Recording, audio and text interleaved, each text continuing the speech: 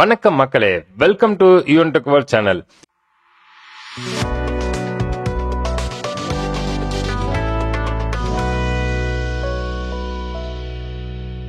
இன்னைக்கு இந்த வீடியோல பார்க்கக்கூடிய ரொம்பவும் முக்கியமான இன்ஃபர்மேஷன் என்ன அப்படின்னு பாத்தீங்கன்னா, கலைஞரின் கனவு இல்ல திட்டத்தின் கீழ் புதிதாக வீடு கட்டவர்களுக்கு ஒரு முக்கிய அறிவிப்பை வெளியிட்டிருக்கிறாங்க. அதாவது புறம்போக்கு நிலத்தில் இருப்பவர்களுக்கு கலைஞரின் கனவு இல்ல திட்டத்தில் தகுதி பெறுவார்களா, அதுக்குண்டான ஒரு அறிவிப்பை தமிழக அரசு வெளியிட்டிருக்கிறாங்க. அதை பத்தின ஃபுல் டீடைலான இன்ஃபர்மேஷன் தான் நம்ம இந்த வீடியோல பாக்குறோம்.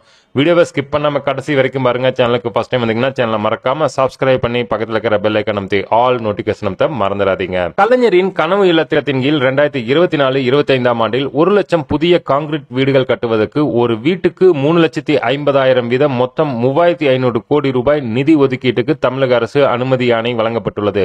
இது குறித்து தமிழக அரசு ஒரு முக்கிய அறிவிப்பு ஒன்றையும் வெளியிட்டிருக்கிறது. அனைவருக்கும் 2030 வருடத்துக்குள் கான்கிரீட் வீடுகள் கட்டித்தர அரசுக்கு இலக்கு நிர்ணயித்துள்ளது. அதன்படி முதற்கட்டமாக 3,500 கோடி ரூபாய் செலவில் 1 லட்சம் கான்கிரீட் வீடுகள் கட்டித்தரப்பட உள்ளது. இதற்கான நிதியை தமிழக அரசு ஏற்கனவே ஒதுக்கீடு செய்துள்ளது. ஒரு வீட்டுக்கு 3,50,000 ரூபாய் அரசு கொடுக்கும். இந்த பணம் மொத்தமாக 4 பிரிவுகளாக பிரிக்கப்பட்டு பயனாளியின் வங்கி கணக்கில் நேரடியாக செலுத்தப்படும். இந்த கலைஞரின் கனவு இல்ல திட்டத்தின் கீழ் வீடு கட்டுபவருக்கு சொந்தமாக பட்டா வைத்திருப்பவர்களுக்கு மட்டுமே இந்த திட்டத்தின் மூலம் கலைஞர் கனவு இல்ல திட்டத்தில் வீடு கட்டி தரப்படும். ஆனால் புறம்போக்கு நிலத்தில் குடிசை போட்டு இருப்பவர்கள் இதில் வீடு கட்ட முடியாது. சொந்தமாக கான்கிரீட் வீடு இருப்பவர்களும் இந்த திட்டத்தின் கீழ் பணம் பெற முடியாது. புறம்போக்கு நிலத்தில் குடிசை போட்டிருந்தார் அவர்கள் இந்த திட்டத்துக்கு தகுதியற்றவர்கள் ஆவார். அதேபோல் குடிசையில் ஒரு பகுதி கான்கிரீட் வீடு ஹாஸ்பிட்டா சீட்டு இருந்தாலும் இந்த திட்டத்தில் பயன்பெற முடியாது. இந்த கலைஞரின் கனவு இல்ல திட்டத்தின்படி வீடு கட்ட கட்டுமான பொருட்களுக்கு சிமெண்ட் மற்றும் கம்பியும் வழங்கப்படும். 3,10,000 ரூபாய் 4 பிரிவுகளாக பிரிக்கப்பட்டு ஒப்பந்தம் வழங்கப்படும். அதேபோல் மீதம் இருக்கும் 40,000க்கு கட்டுமான பொருட்களாகவும் வழங்கப்படும் என தமிழக அரசு தெரிவித்துள்ளது. முதற்கட்டமாக அரசால் 300 கோடி நிதி ஒதுக்கீடு வழங்கப்பட்டு இதுவரை பயனாளிகளின் வீட்டு கட்டுமான நிலைக்கு ஏற்ப 252 கோடி விடுவிக்கப்பட்டுள்ளது. நடப்பாண்டில் இந்த திட்டத்தின் கீழ் 2,482 கிராம ஊராட்சிகளில் 15,695 பணிகள் எடுக்கப்பட்டு 12,722 பணிகள் முடிக்கப்பட்டுள்ளன. அரசால் 347.50 கோடி விடுவிக்கப்பட்டு ஒற்றைச்சாளர வங்கி கணக்கின் மூலம் நேரடியாக தங்கு தடையின்றி ஒப்பந்ததாரர்களுக்கு முடிக்கப்பட்ட பணிகளுக்கான தொகை வழங்கப்பட்டு வருகிறது.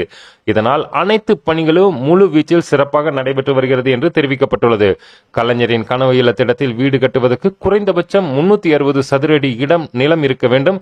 அதில் 300 சதுர அடி கான்கிரீட் கட்டடமாக இருக்க வேண்டும். புதிதாக கட்டப்படும் வீடுகள் அனைத்தும் சிமெண்ட் மூலம் மட்டுமே கட்ட வேண்டும்.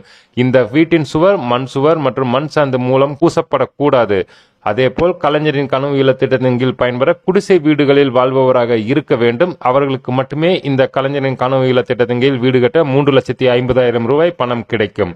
இவ்வளவுதான் நண்பா, இந்த வீடியோல பார்த்தா ரொம்பவும் முக்கியமான இன்ஃபர்மேஷன். கலைஞரின் கனவு இல்ல திட்டத்தின் கீழ் குடிசையில் வாழ்வர்கள் சொந்த பட்டா வைத்திருப்பவர்களுக்கு மட்டுமே இந்த கலைஞரின் கனவு இல்ல திட்டத்தின் கீழ் பயன்பெற முடியும். புறம்போக்கு நிலத்தில் குடிசை போட்டவர்கள் இந்த திட்டத்தில் பயன்பெற முடியாது என்று தமிழக அரசு அறிவிச்சிருக்கிறாங்க. ஏதேனும் சந்தேகம் இருப்பின் நம்ம கமெண்ட் பாக்ஸில் மெசேஜ் பண்ணுங்க. சேனலுக்கு ஃபர்ஸ்ட் டைம் வந்திருக்கீங்கன்னா சேனலை மறக்காம சப்ஸ்கிரைப் பண்ணி பக்கத்தில் இருக்கிற பெல் ஐக்கன் அமைத்து ஆல் நோட்டிபிகேஷன் மறந்துடாதீங்க. வீடியோவை நிறைய நண்பர்களுக்கும் ஷேர் பண்ணுங்க.